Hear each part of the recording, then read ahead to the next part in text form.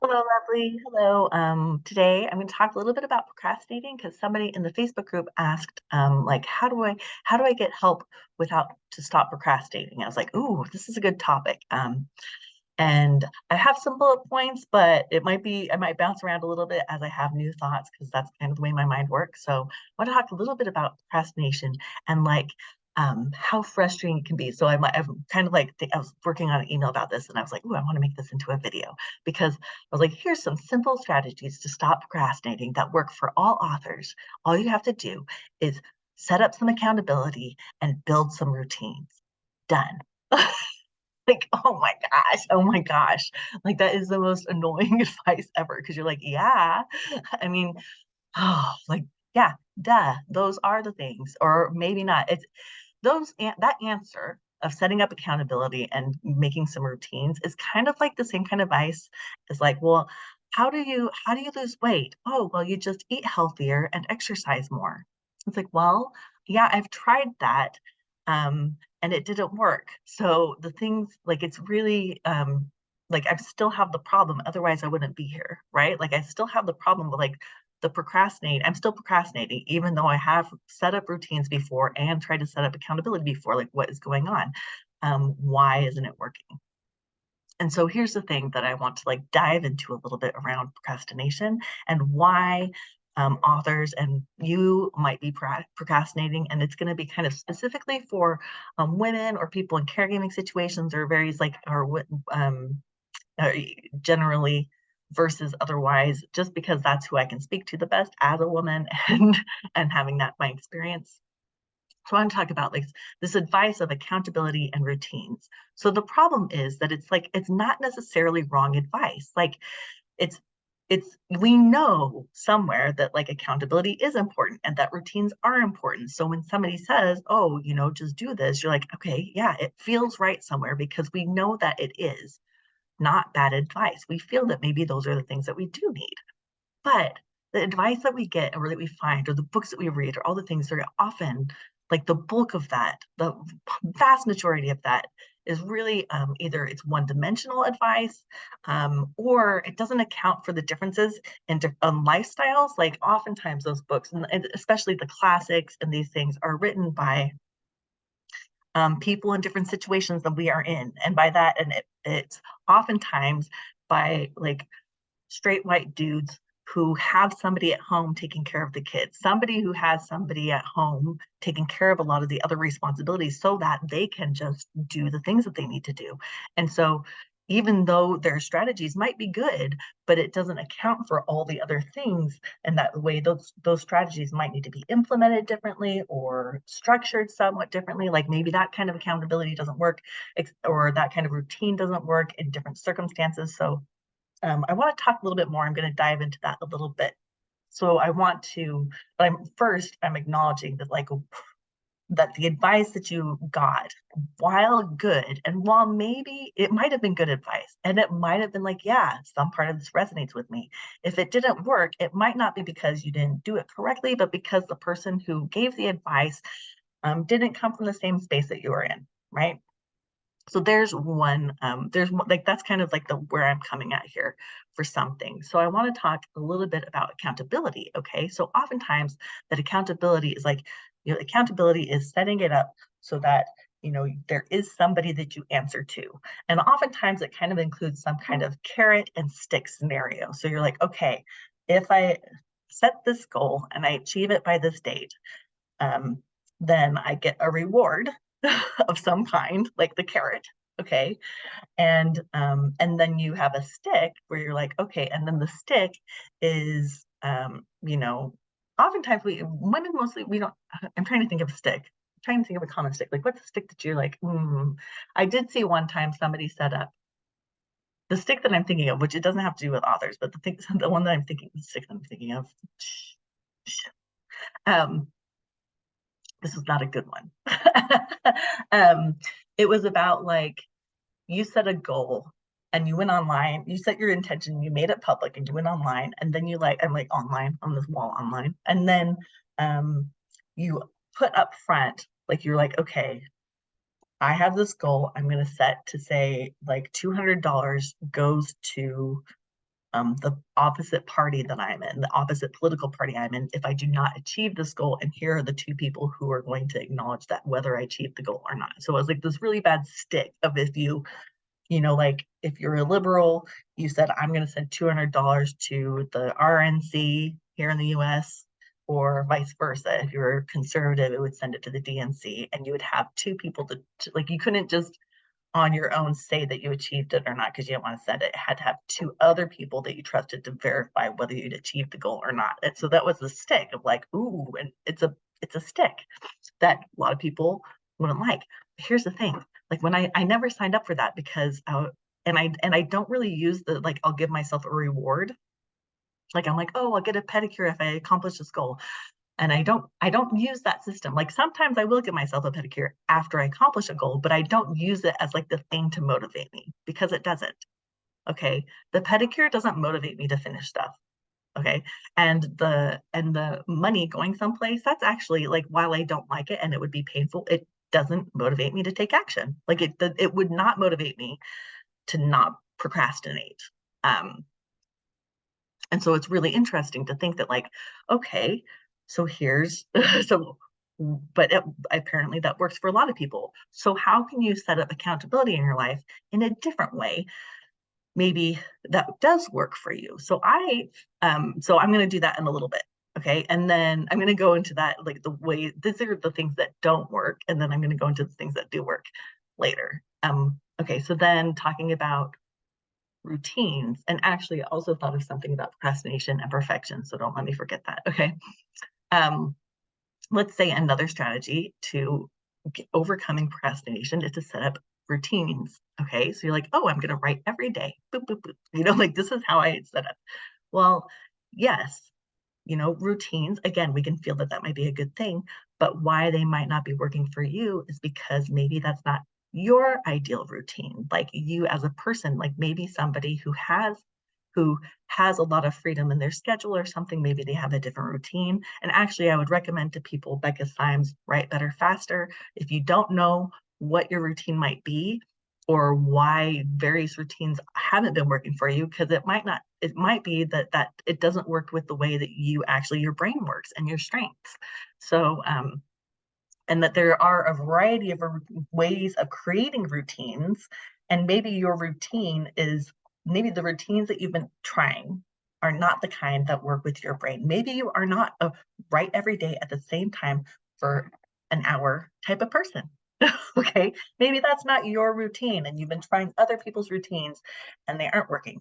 So maybe like maybe you have a different kind of routine, or maybe you need more flexibility around your routine. Maybe you're write for 8 hours on one day and then not for the rest of the week, or maybe you write at different times, or maybe whatever. Okay, so that's one thing. It like I think about I've worked with some authors who I have one author that I've worked with who she wants to write romantic suspense, kind of thrillery, kind of dark, and she also wants to write rom-com. Like it's for two different parts of her personality. She wants to write both of them. And I asked her, and she was like, for some reason, the rom-coms, I'm struggling with them right now. And I was like, well, do you think that maybe has to do anything with the weather?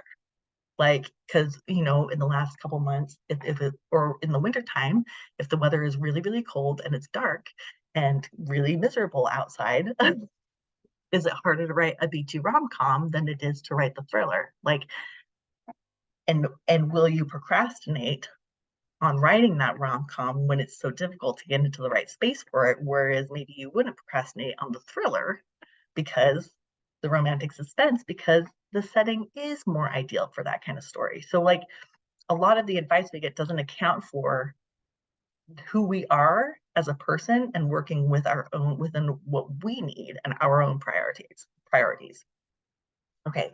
Um, so so those are a couple those are the like why they might not be working for you.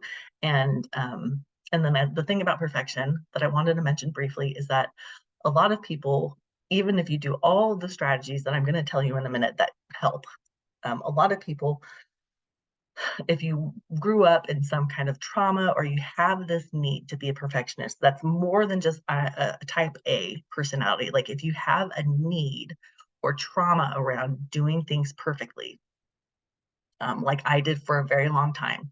And I can fall back into that. But I think a lot of people have some kind of unacknowledged like trauma or pain or something from their past, that has them being a perfectionist at a different level than they just prefer it, at a level of like it is a necessity or else. If you have something like that, and I am not like a therapist or anything, this is my experience, but oftentimes that leads to procrastination because what happens is, um, if you have this need, like in your core to be perfect, and you have something that you care about, um, that you really want it to be perfect as a person, and then you have this trauma response of needing perfection. Like as you're like, I love this thing, so I want it to be perfect because I love this story. And you have this other trauma response or some kind of response that's also at play. Oftentimes you will unconsciously keep yourself from ever finishing the project of whatever that, if it's a story, you will keep yourself from ever saying that the story is complete, because um, because if you finish it, then it has to be perfect, like in this unconscious way, like it has to be perfect or else. Like, could you still have this or else something bad will happen at play if you have not addressed that in your life, like through therapy, like inner work, etc. Okay. I remember I learned that from a book somewhere, and I'll try and see if I can find the name of the book and recommend it. But as soon as when I read it, I was like, oh, that is definitely me. Like I am definitely like, I am not going to finish this thing ever, because if I finish it and it's not good enough, then bad things, then it will like hurt my spirit, or bad trauma, you know. Um, and so I would just keep on not finishing it and keep procrastinating on ever completing the thing. Because as long as it was not, as long as I said it was not complete, then I didn't have to measure whether it was perfect or not. Like, it's okay if it's not perfect. I'm still working on it. It's okay if it's not perfect yet. I'm still working on it. And then it just became forever, until I did the work. Okay, that was a tangent. I'm going to come back to how we can get the strategies, how we can have strategies that work for procrastination in a way that works for us, okay, in a way that actually, like, that maybe accounts for the complexities of life and, circumstances and your emotions and your past, etc. Okay. So for me, around accountability, so I'm going to stick with these same two, accountability and routines. Okay. But for me, with accountability, the way that works for me is having accountability that's in relation to people, like relation to people that I care about. Um, and something, but mostly around people. Okay. So I call it, instead of like the carrot and the stick, I call it supportive and uncomfortable. Okay. So I set things up in such a way, I set up my accountability so that it is both supportive in the way that helps me, and uncomfortable in a way that motivates me. Like I'm like, oh, this is uncomfortable, I want to do it. um and it's different. Mine are mostly relationship based primarily. So, for example, one accountability that works for me is putting something up for pre-order. Putting the book up for pre-order um, is a good way for me to set up built-in accountability into my process. And part of the reason is, like, the supportive part of that is that I get to see people purchasing. Like, I get to see people purchasing the pre-order, and that's supportive because I'm like seeing that people are responding, and I see the money. Like, that is definitely a bonus. So I'm like, oh, people are responding, they're waiting for it. They're waiting for it. People like me. That's encouraging. So that helps me. Like if ever I need to go, get a little bit of motivation to work on something, I can go look at the pre-orders and see. Even it doesn't have to be that many. Even if it's just like 2 or 3, it's still like those are people waiting for me. Okay. And then the uncomfortable part is thinking about, well, if I don't do it, I'm going to disappoint those people. And that's uncomfortable for me, and I don't like it. And so that is a way that I have like I have the supportive part where it's like, this is supportive of me seeing that they want it. And then I have the uncomfortable part. It's like, oh, I don't want to disappoint them. Similarly, if you set up accountability with people who are doing something similar to you, like author friends. So you're like, okay, author friends, um, here are the times, like oftentimes it's like that kind of, you get together and you write at the same time, you do Pomodoro sprints together and you schedule those. You don't just say when, oh, whenever. You schedule them, and that way you have the support of them and you writing at the same time together, working on your goals together, which is very helpful and supportive. And then if you don't show up, then you have the disappointing the other person.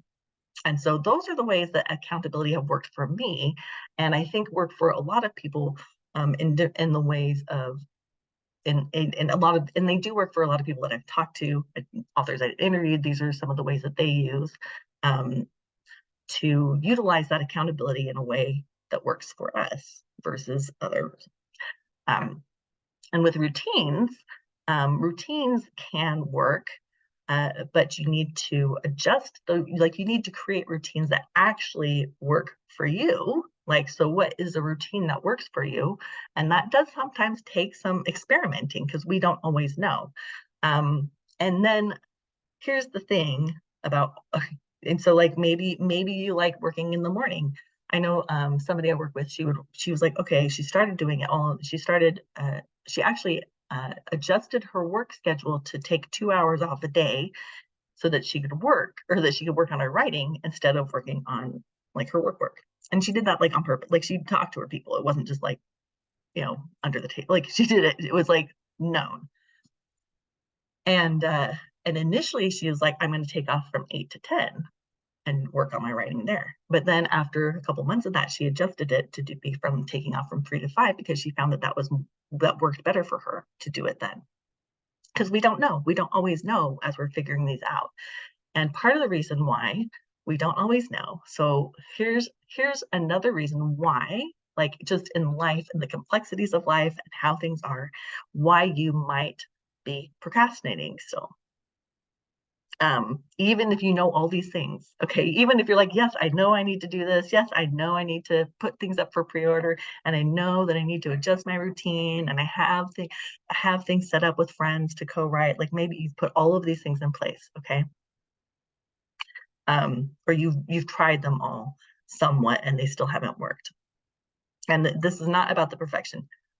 Here's one reason why sometimes you still might be struggling, especially women in situations where they're like, if you're a wife or you have kids or you're partnering or you're caretaking for somebody, um, it can be still difficult because oftentimes if you need to set up a pre-order, if you're like, I'm going to put this up for pre-order, which means that I need to write this many times a week, and I've arranged this with my friends to be writing this many times a week at this time because that's the time that they are also available. That can oftentimes means that other people in your life have to make adjustments in their lives that in ways that might not be very comfortable for them. Like they might not want to. So if you have children, you say, okay, I need to meet with my friend to co-write, and I have this pre-order up, and here's the time that I need. I need an hour and a half every other day to work on my writing. So you need to watch the kids, or somebody else needs to watch the kids when they maybe weren't before.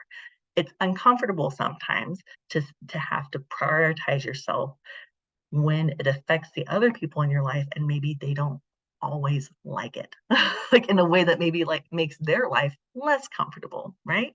And so sometimes if you don't have already like a super supportive network or a super supportive partner or somebody who's like right there with you, and even sometimes if you do, it can be like a transition of like, okay, how are we going to make this work? And saying, yes, I am important enough to try, and I am important enough to make this request. I value my writing and my dream enough to set these boundaries and to hold them, to say, okay, I need to set up this new routine and I'm going to hold firm on this request, even if there's some pushback. And that can be difficult. That can be very difficult. So that might be another reason why, even when you know some of these tools already, that you maybe have unconsciously not implemented them in a way that actually will work, or maybe you started implementing them, but then things got uncomfortable. Maybe your kids needed you. Maybe your kids were needed you, and you're like, oh my gosh, if I have to do this, like it became like more of a chore, or there was some pushback in some way in your life that didn't allow for you to set these routines and keep them easily, right? Whether it's family members, friends, children, partners, parents, whoever it is, who would then have to also adjust their life in a way so that you're like, okay, that can sometimes stop us even when we know everything that we need to do, just because that is, it can be uncomfortable. Um, it can be very uncomfortable for both yourself to create that conflict. But I want to tell you, you are not creating conflict. It is, you are not the creator of the conflict. All you are doing is saying, I need this time. And if they have a problem with it, it's because they are then creating the conflict. It is okay to make a request for yourself of a little bit of time. Like you are worthy of that. Okay. So I'm giving you that permission. I could go this long, long, long, long. I've already made this longer than I expected, but I would say for a lot of people, like it's like I just spent however much time talking about procrastination and and why just saying accountability and routines don't work. Like it is a complex issue. And so if you're even in, and there might be even there are even more things that I didn't even say here. So if you're struggling with this, if you're struggling with the like, oh, I need to do this, or if you're struggling with it's hard for me to set these boundaries, and especially like maybe you don't even know what your routine is. So then you're like, hey, partner, hey, person in my life who cares about me, but I need to set this new routine and boundaries. Okay. And then you do it. And then you're like, actually, a month or two later, you're like, actually, that's not the one that works for me. Like it is something. It's not just the most comfortable, familiar thing that you've been doing. So like give yourself a break on that. It is a complex issue. It is not just, I can't believe I don't know why this isn't working for me. And there are things that you can do to make it work. Okay. So I hope you got some good advice here. I hope you got some things that were helpful to think about. I would love to, like, if you have any questions for me about procrastination, or if you want to share your experience about struggling with the procrastination, or deep dive into any of those topics, like the perfectionism or the routines or the accountability, like these are things I love to talk about and think about. Obviously, I've thought about this before many times. um, yeah, I'm here and I'd love to hear from you. Hugs and happy authoring here at Author Like a Boss.